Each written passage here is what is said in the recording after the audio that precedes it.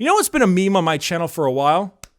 Forehead meme. I don't mind it. It's cool. It's big. It's shiny. You know I get to flaunt it. You can land the C-130. I'm a human airstrip. I get it. But you know who else gets it? The sponsor of today's video, GamerSupps. They were on my Subverse video, which was, of course, a review of a porn game, and they said, go ahead, do it. We don't care. It's fine. And you guys appreciate that so much, and you bought so much that they have actually considered that now will be the time to work on a GamerSupps Bricky Shaker Cup. Now, it all entirely depends on how well this video does in terms of the GamerSupps sales, because we are currently in the design phase for it, and I had the idea that similar to their waifu shaker cups, where you can have like the see-through bra, which can change colors depending on the flavor, we can do a fantastic, horrifying-looking Bricky anime one with a big-ass forehead that's see-through. And it's just cursed enough to be genius. Also, they're running a deal where if you spend over $30, you get free shipping. You want to know how much a tub is? $30. A little over $30. So if you want to support me and you want to get a Bricky Shaker Cup in your life, check out the link in the description. Use code Bricky, and if you ever buy more because you're out of your original one, make sure you use code Bricky on that as well, either for a discount or free shipping, and also because then I get the money for you buying it and I like cash. So thank you GamerSupps very much for sponsoring this, and let's talk about Apex. Hello everybody, my name is Bricky, currently having existential thoughts from stealing from that Marvin in Titanfall 2. Therapy hasn't helped. A bit ago, I made this video. It did well, just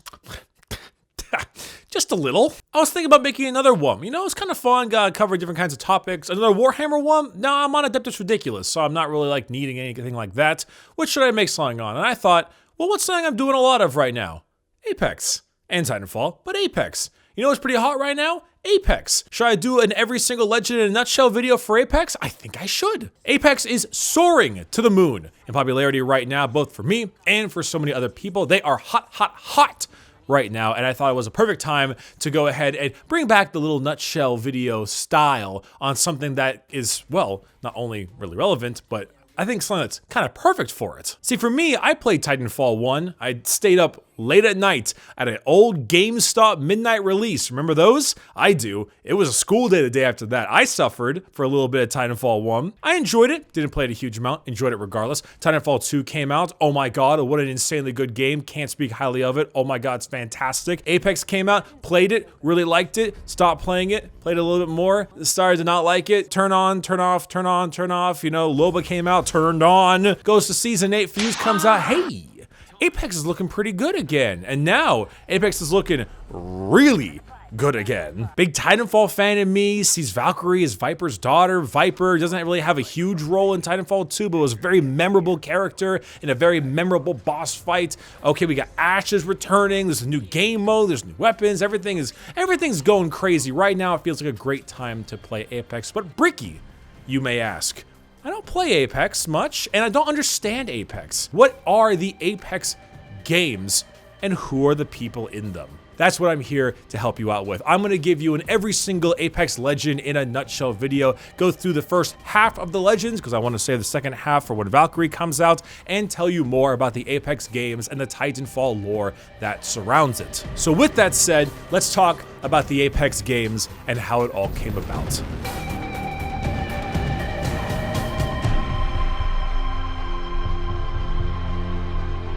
Our sci-fi story takes place in the Frontier, a collection of planets and solar systems far out into the reaches of the galaxy. Initially, this was colonized by the Interstellar Manufacturing Corporation, also known as the IMC. And the IMC made some pretty crazy strides in the fields of both space travel and in different kinds of technology, between the Marvin robots, the eventual creation of the gigantic Titan chassis, which wasn't always a military vehicle. Titans were originally used for many other things, like the loaders and aliens, being able to move things around, agriculture, even some science stuff in areas that deemed a little too dangerous for regular people. But of course, as you will soon see, there'll be plenty of uses for military soon. The IMC was making headway. They were terraforming planets, creating colonies. They even had a GI Bill for men and women to have homes given to them for their military service on these new frontier planets. As much of a contradiction as it is, the IMC was being a pretty great mega corporation at the time. Fortunately, the people back at Earth, or also known as the Core Worlds, weren't too pleased with all of the attention that the Frontier Worlds were getting by the IMC. It started off with just some annoyances, then riots, to a full-blown civil war of the Core Worlds. This had the IMC drop everything in the Frontier Worlds, abandon all of their colonies and all of their people, and skedaddle back. 30 or so years later, with the Civil War ended, the IMC came back to the frontier where they found that their colonies had not just survived, but fully thrived.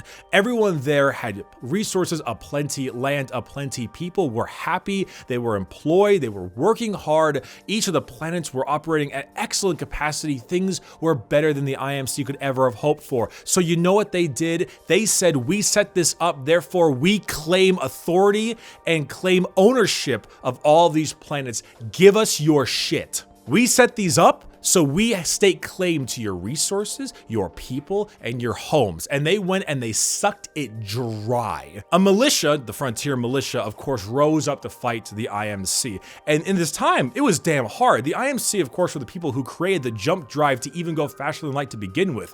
They were significantly more powerful in military and tech. But the militia, using guerrilla tactics, being really smart, even getting some defectors and even Titan pilots from the IMC, were able to start building up their own little militia force. And it wasn't until the end of Titanfall 1, which was the Battle of Demeter, when things really turned, when the militia was able to take on an IMC refueling station back to the Core Worlds, heavily crippling their military and their movement potential. Move on over to Titanfall 2, the Frontier Militia versus IMC wars are still going on. However, they're a lot more equal match now due to that Battle of Demeter. There's a lot more of like an organized force. This is turning into a real army, not just a militia. The events of Titanfall 2 took place, large amounts of battles in between each other, eventually the IMC attempting to literally commit genocide on one of the militia worlds through the use of something called a fold weapon, which was old alien technology that was, kind of lost. Not really important. Play Titanfall 2, it's a fantastic campaign. Point being, during this time, Cuban Blisk, who was the leader of the Apex Predators mercenary pilot group, was serving the IMC at the time, or being paid by the IMC to help them fight off the militia. Once all is done and done, Cuban Blisk, of course, pops his little card over to Jack Cooper, your main character, and then bails because he's a mercenary. He's there to make money. He doesn't really give a shit. Point being, full weapon destroyed, IMC and militia war over. IMC massively devastated by this. Militia massively devastated. Truth be told, both of them were just, it was like two boxers fainting at the end of a fight. They were just completely destroyed. Both their armies, resources, and honestly, their will to keep going. Unfortunately, the entire frontier was left massacred by this war. And as things are building up, as we are a couple decades after the end of the major frontier wars, there was an area that was mostly untapped, known as the Outlands. And in the Outlands, you had more of a lawless style to it. The resources weren't as plentiful, but there was plenty of space for work and for crime. Cuban Bliss decided that a good way to get everyone rallying behind one banner and to get a little bit less of a Mad Max feel out there is to create a televised blood sport known as what it was originally the Apex Predators mercenary group, the Apex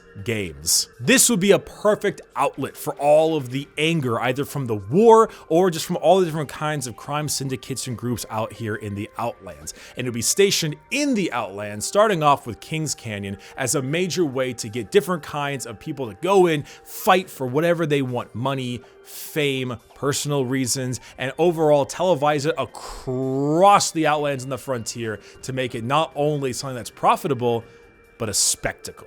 And that's where our story takes place. Everyone has a call sign: Wraith, Gibraltar, Caustic, Octane. These aren't their real names, these are simply their names in the Apex games. And a lot of people ask, if this is a blood sport, do Apex Legends actually die? Hasn't really totally been answered yet, but we're assuming they're like cloned, or these are clones that go out, they fight in the arena, and of course then once they're dead, they go to like a respawn chamber and they still have all the memories. The thing is that like, even if there's very little risk of dying, which apparently is only little risk, because apparently it does happen, regardless, you're still getting shot, burned, electrocuted, and bludgeoned to death every single time. That trauma alone would get most people very uninterested in being in the Apex games, but not for these legends. No, that's why they are called Apex Legends. And with that, we have our first Apex legend. I am owed no gratitude, The gods, however. Bloodhound is a tracker, a hunter, and someone who decides to combine both the old ways of hunting with the new technology that they find. Orphaned after a meltdown at a facility killed both of their parents, they were taken in by their Uncle Arthur. He wished to relearn the old ways and reject the modern technology that caused their parents' death to begin with. Arthur was killed during the final trial of Bloodhound's, spiritual acceptance, so to speak. And through the use of both modern and old ways, Bloodhound was able to kill the monster that killed their uncle and therefore re-embrace both the old and the new technology. What is their real name? We don't know. Why do they fight? We don't know. But regardless, they are a mysterious, interesting tracking character that have joined the Apex games for one reason or another, and is very, very good at their job. Bloodhound's passive lets them see anything and everything, where people are going, where they've been, if they've done stuff, if they've taken a shit in the corner. It doesn't matter, they're a hunter. Hunters hunt. Their active lets them see stuff through walls, different kinds of players, traps, etc. And their ultimate lets them do that X10 while also schmooving at Mach 5 and having a much lower cooldown of their active. And highlighting enemies, because, why not? Bloodhound is for the info gatherer who wants to fight. It's very hard to be snuck up on when you're playing Bloodhound. Bloodhound is very good at tracking enemies, knowing where they're going, knowing how they're going, and also stopping any kind of flank in their tracks. That Q, you just pull out your wrist, you go. No one's gonna sneak up on you, okay? You are the hunter. The hunter does not get hunted. There is no team that will say no to a Bloodhound. There is no reason to say no to a Bloodhound. Because not only are you good at tracking, not only can you see people through walls, but then when it's time, you can just call upon the Allfather and then just get this surge through your veins and move faster, see people through God knows what, and overall just become a slight demigod for a short period of time. Bloodhound, when you hear that loud just screech noise with their ultimate, oh, it's a little scary, as if the blazing red eyes wasn't enough. You're the team player, you're the info gatherer, and you're the person who can maybe 1v3 with that ultimate if you're good enough. Bloodhound and Bloodhound mains are definitely people who know every which way about them. They'll never be outflanked, they'll never be flanked, and they'll always be ready to turn on the jets and completely massacre a team. Can't help but to compliment myself. Makoa Gibraltar is a big man with a big heart and a bit of a wild side. He's part of Ceres, which is the Search and Rescue Association of Solace. Basically, he's the kind of guy you get whenever you are in a bad spot and you need someone to help you out. His whole character is helping people. A long time ago, he and his BFG, that's boyfriend Gibraltar, took his dad's motorcycle, and by took I mean stolen, and then crashed it after a giant mudslide happened, which forced both of his parents to help get him out, with his father losing an arm in the process. Ever since then, he's been feeling guilty about that, and he has dedicated his entire life to helping people. A lot of his friends, however, have gone out to the Apex games for whatever reason, but never ever ended up returning, and he can't stomach that. So Gibraltar, to satisfy a little bit of his wild side, but most importantly, to make sure his friends stay protected at all times, has joined the Apex games to make sure that he can still help people, but in his own way. Passive-wise, Gibby's got Rainbow Six PTSD, big old gun shield when you aim down sights, fuck Blackbeard. His active is a giant dome shield that you can throw out, blocks all kinds of bullets, projectiles, and everything the like, but it will not stop players, and you can revive your boys a little bit faster when you're in it. And also, his ultimate is a defensive bombardment, because apparently an orbital airstrike is defensive. Also, Gibby's a big man with a big personality, so he takes 15% less damage, and he can't be slowed by bullets, because why not? Gibraltar is a defensive legend through and through. You can't have a bad time playing Gibraltar. His personality is too much fun. He's a big boy, and he takes a ton of damage, and he helps out your team in all sorts of ways. He's always got something for the job, whether that's taking some bullets with either his fortified ability or the big old gun shield, whether that's reviving your teammates easier with a gigantic barrier, well, it's just using that barrier in all kinds of ways, or hey, that person over there, I don't want them to be in there. They're not gonna be there no more. Gibby is for those who want to help the team.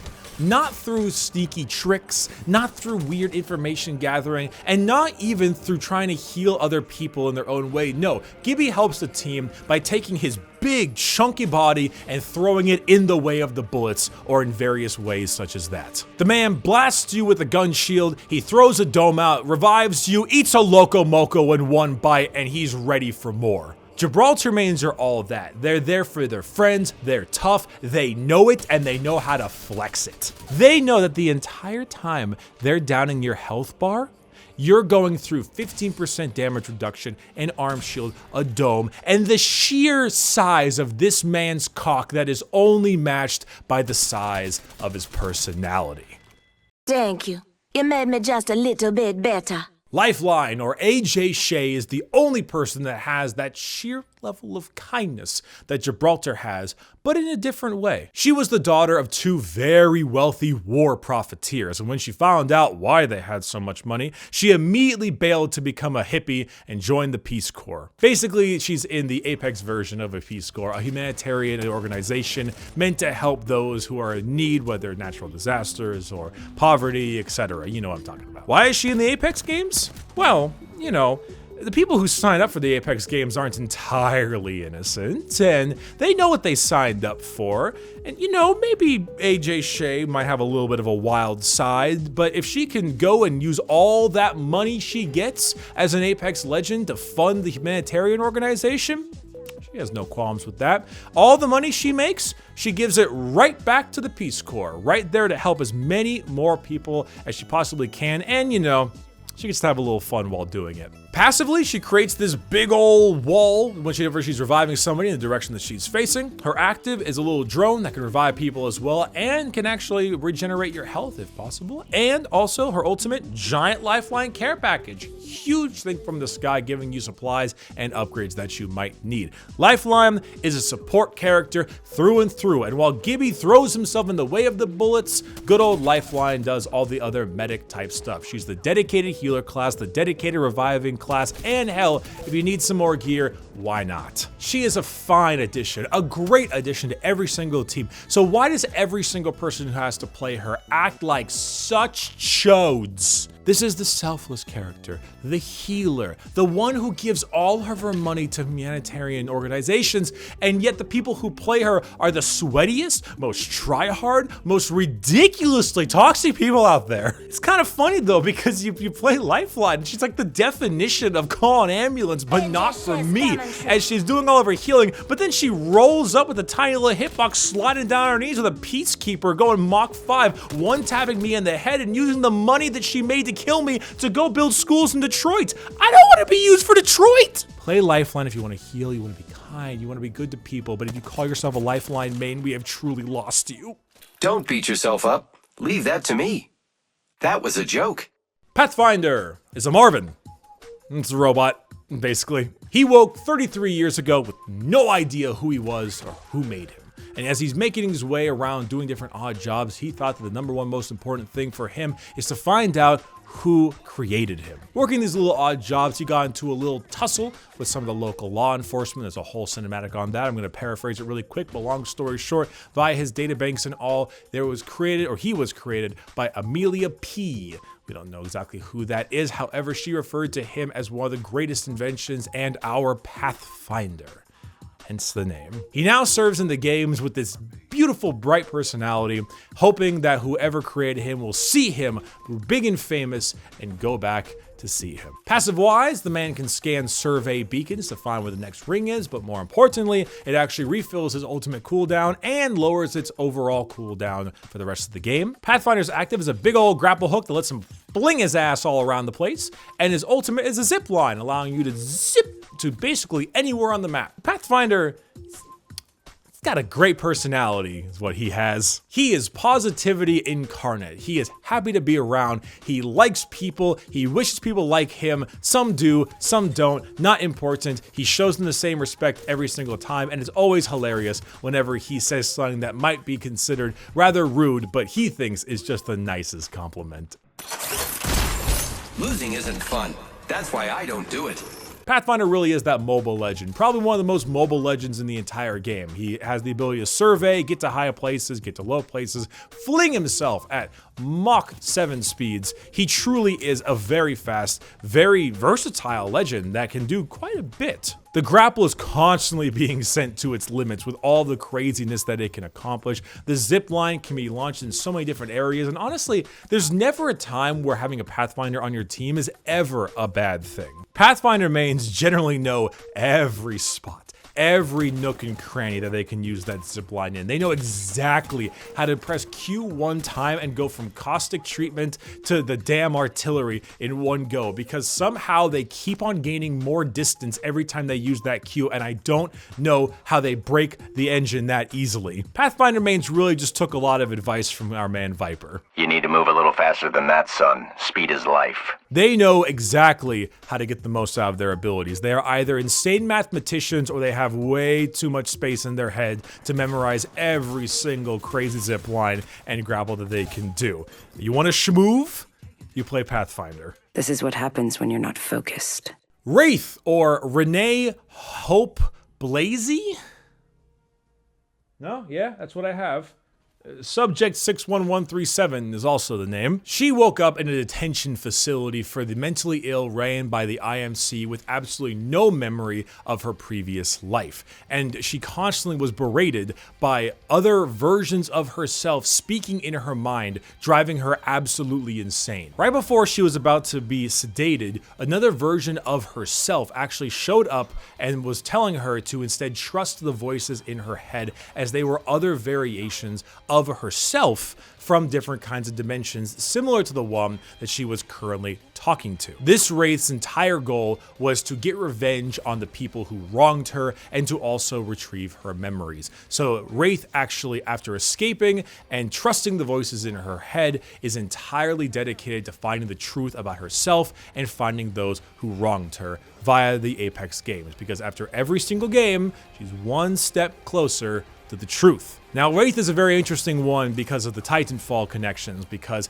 in Titanfall, there's actually a pilot known as a phase shift pilot. The Ronin Titan also has a similar ability that allows them to transfer between dimensions for a short period of time to make sure that they don't have any issues. However, these phase shift pilots were always robots. They were always simulacrums, which is a human mind uploaded into a robot body. So considering that Wraith, this is many decades later, can do this to a certain extent with her Q and her portal ability, well, it begs the question that actually Wraith might have been the first or one of the first tests of a human-based phase shift pilot gone very fucking wrong, which could mean that she was actually a pilot, like a military pilot way back in the day, but obviously if she still retained that training, she would slaughter everyone in Apex Legends. So either she lost it due to her memory loss, or she was a different kind of pilot, perhaps a scientific one. As for Wraith herself, her passive allows her to have people whispering to her whenever danger is afoot, whenever someone is about to snipe her, or perhaps a trap is around the corner, she'll have little other versions of herself warning her about stuff. Her active allows her to enter into a different dimension and be completely untargetable, but kind of seen with a little trail as she moves across the terrain. And then her ultimate is a giant two-way portal that allows her and her teammates, as well as the enemies, to go back and forth between to allow for some extra movement. Oh, Wraith. Oh, Wraith. I think Wraith probably has a worse name to herself now than she actually deserves, but it's kind of like when you were bullied as a kid and the bully is grown up now and, you know, he's a little bit better, he's going into rehab and everything, but you still just want to twist his nuts because he was just such an asshole. That's Wraith right now. Wraith as a character is actually pretty good. She has a small hitbox, which is of course very helpful, and she's got some good abilities, knowing when you're going to get shot at, being able to maneuver between areas by being untargetable, which is very strong, and that portal provides a lot of flexibility, either to get you into an enemy position or, better yet, to get you out of a bad one.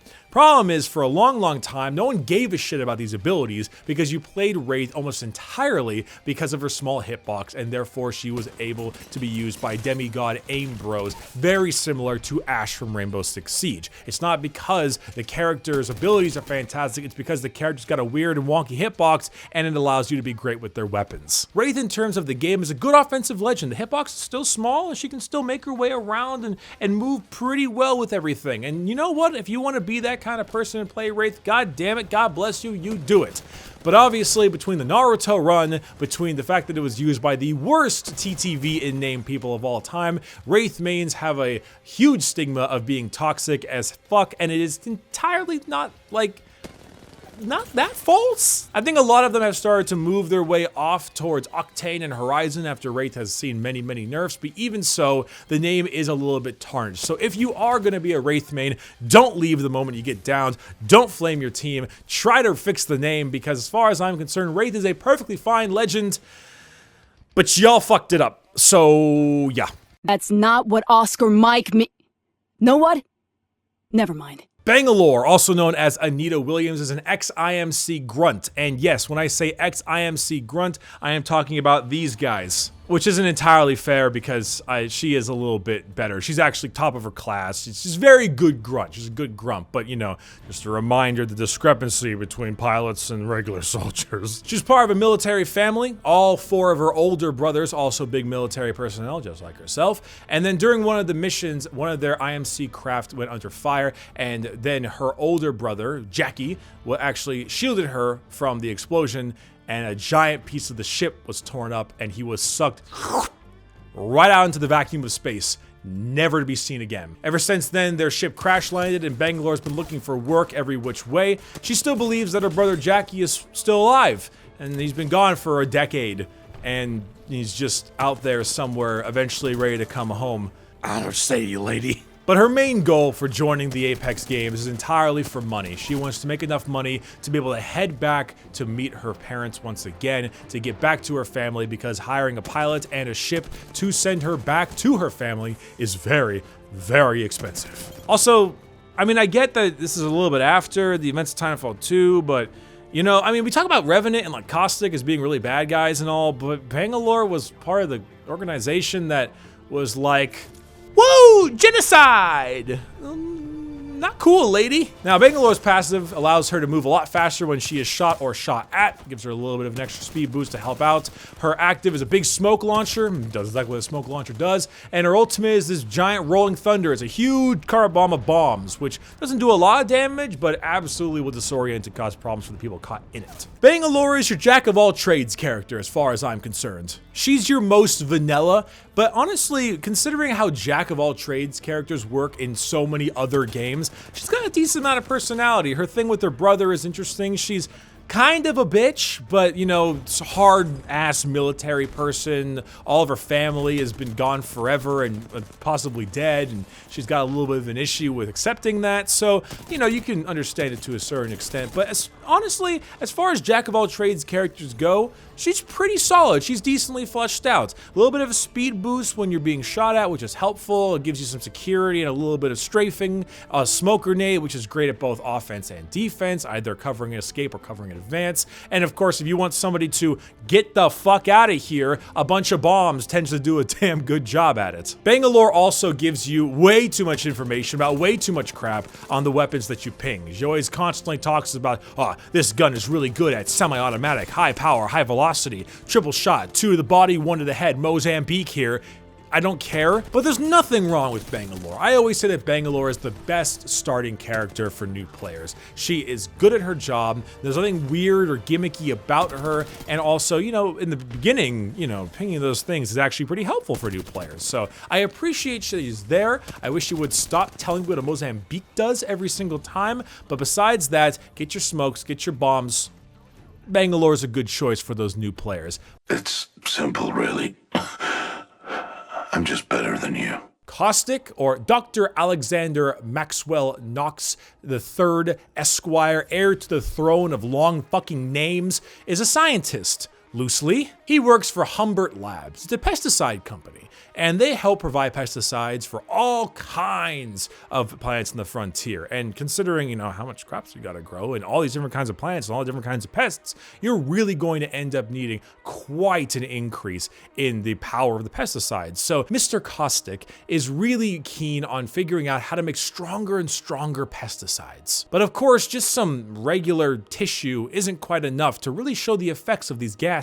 He needs something living. So for a while, he toiled well with his experiments until, for once, the corporation did the right thing, and the main chief at Dr. Humbert Labs decided to go confront him about, like, hey, what the fuck are you doing? This confrontation led with the entire lab completely in flames, the chief guy of Dr. Humbert Labs dead as fuck, and Caustic presumed dead as well. Of course, now Mr. Caustic is in the Apex games, trying to find newer and more willing subjects to test his interesting gases on. Passively, Caustic is immune to his own stank, and he also doesn't have any vision impairment, and he can see enemies that are inside of his fart clouds. His Q is a trap that's placed, you walk next to it, giant cloud of gas, it smells bad, hurts you, does health damage, blinds you, can't sprint, all the debilitating factors, and his ultimate is just a big canned fart grenade that you just, whoa! Caustic also has that big chunk energy that Gibraltar has, so 15% less damage and also immune to slowing bullets. Caustic is an interesting character. For a long time, he was pretty mediocre. Actually, probably the worst legend in the game. And then he became good, and then he became overpowered as hell, and then they just recently nerfed him, which everyone says he's trash now. I disagree, like, boo-hoo, your tactical can't 100 to 0 somebody. That's not the point of the game, that's not the point of Caustic. Caustic is a manipulation character. Caustic makes it so that if you're in any hallway, any door, any enclosed space, he makes you very unhappy that you're there with a Caustic. Caustic is about taking the enemies and forcing them to go down the sadistic rabbit hole that you've led them through. You just love those tight corners. You love those enclosed spaces. You gotta take everyone down to Bunker on King's Canyon, or perhaps one of the more frightening areas on Olympus, like the giant carrier ship. There are so many areas where Caustic can just set up a giant maze of traps, and that debilitation, that vision, that sprint, all of that stuff, it's not about the damage, it's about the fact that they just can't do anything when you're there causing them issues. That's what makes Caustic really good. It's to force people to move around areas. If you like manipulating enemies, if you like making sure that they go where you want them to go, not where they get the choice to, that's Caustic. Caustic mains know every corner, every single thing where they can hide a trap, where they can sneak a little gas bomb. They know exactly that you're gonna move left, and guess what? They've got traps all the way over there, and if you move right, well, that's what that ultimate's for. Caustic is entirely about playing that long game. He's about studying your little prey on the bottom there. Are Caustic mains sadistic? Yes, that's fine. I don't main Caustic. People who do, I keep 6 feet away from them. I'm a social distance from that stank. But honestly, Caustic is a really interesting move manipulation character. The gas doesn't do as much damage as it used to. Who cares? The moment someone gets hit by that shit, oh, they are ripe for the picking. Yeah, you lost this one, but it has nothing to do with your skills, because, well, I mean, you don't have any, clearly. Mirage, or Elliot Witt, is the youngest of 4 brothers, born into kind of a slight military family, but only a little bit. His mother actually was the forefront of the holopilot technology that you can see in Titanfall 2, and all of his brothers also served in the Frontier Wars as well. Mirage always has this personality quirk around him where he's always trying to be the life of the party, Mr. Big Man, everyone look at me, but in reality, that's more so a coping mechanism to cover up some low self-esteem and personal worth being the youngest brother. After all the talk and all the hype and all the silliness, deep down Mirage truly has a heart of gold. And when all 3 of his brothers never came back from the Frontier Wars, he decided to make money as a bartender for both himself and his mother, constantly looking at the Apex games, thinking to himself, that money, that fame, these are the kind of things that I'd be interested in, but there's no way that I'm gonna leave my mom without any kids. Until a package arrived on its doorstep with a fancy state-of-the-art holo suit and a little letter that said, "Follow your dreams, son. Love, Mom." And now Mirage is out there. For fame, yeah. For money, sure. But really, he is there to be the life of the party, have fun, and make some money for his dear old mother. Mirage's passive allows him to go invisible whenever he's down and create this dramatic as-dying decoy right where he went down. He also goes invisible with his teammate when they're being revived, and he goes invisible whenever he is bringing someone back with a dropship. His active sends out a little clone in one direction that can mimic his movements if he so wishes, and anytime it is shot, it'll show on the map exactly where it is being shot from. And also his ultimate sends out like 5 separate Mirage clones that all mimic his motion animations in like a spiral style pattern while making him go invisible for about 1 second in the beginning. My bamboozle boy, bamboozle here, bamboozle. He's my boy. I love playing Mirage. A little bit of trivia for all of you, okay? Back in Titanfall 2 days, if you used the Holopilot, a lot of people consider Holopilot to be the worst choice of all the tacticals. But if you used it and you properly killed somebody through the use of the Holopilot, it was customary that either via mic or perhaps over the text or on a Reddit forum or whatever, you said, got a good bamboozle. It was called bamboozling people. So you know what the Apex guys did? They said, hey, we like that part of our community. Now we have a whole character that says bamboozle because they love saying bamboozle too much. And I think that maybe it was a little bit of the monkey's paw because holy Christ, does he say bamboozle a lot. But you know what? They keep spicing it up with the way he trips over his words, the way I trip over my words, and it's just a damn fun time. I love my man Mirage because the thing about Mirage is that, is he good? Not really. Will he ever be good? Probably not, because there is no metric to determine how Mirage is good or not, because Mirage is not only heavily involved with the skill of the player who plays him, but you can't quantify tricking somebody. Movement legends, you know, the ability to move around the map and get to places, and AD strafing perhaps, or damage dealing abilities. These are all things that be quantified, but you can't quantify tricking somebody, because that entirely relies on the opponent making mistakes, and how much of the chance they have to make that mistake is entirely dependent on how good you are as a Mirage player. So in a sense, Mirage could be great and terrible at the same time. That's the problem, is there's no way to truly quantify that. However, the thing about Mirage is that there is nothing more satisfying, okay? There is no such cock-throbbing ecstasy that is properly bamboozling somebody and killing them, okay? You're there, you're standing there, there's a big-ass chunky rock in front of you, there's an enemy on the other side. You fire a clone to the left and you walk to the right. And here's the options, right? Okay, so now the opponent has a 50-50% chance to shoot the right one. If you're on equal terms and they shoot the wrong one, you're gonna win that gunfight. If they don't shoot the wrong one, well, you're back and forth depending on weapons and all that kind of stuff. But that option is absolutely there and prominent. The problem is that if the opponent is smart enough and doesn't attack any of these kinds of decoys, well, then you're just a legend with literally zero ability, and also nothing to help your team, because Mirage is unfortunately a little bit of a selfish legend. He doesn't really have any major things to help the team out besides that invisibility ability when it comes down to reviving people. Getting 3 kills and 7th place through proper bamboozling gives you such a massive high, more than getting 10 kills in first place. I kid you not. It is all about that fun factor. It is all about that satisfaction of truly bamboozling somebody, okay? There are few things truly like it, and that's what you're playing Mirage for. You're not playing Mirage because he's good, because in a sense, he's not. You're not playing Mirage because he's easy, because he is absolutely not easy. He takes a ton of practice and figuring out other players, because you have to play your opponent, not just play the game. And it's like, you know, the way to say it, I don't know, it's the best way to say it. It's Mirage, okay? Tripping over your words is the Mirage thing. Shut up, fuck you. It's not about winning, and Mirage mains know this. I know this because I'm a Mirage main, okay? It's not about winning, it's about styling on you. You can leave with the gold trophy, that's fine. I'm leaving with your pride.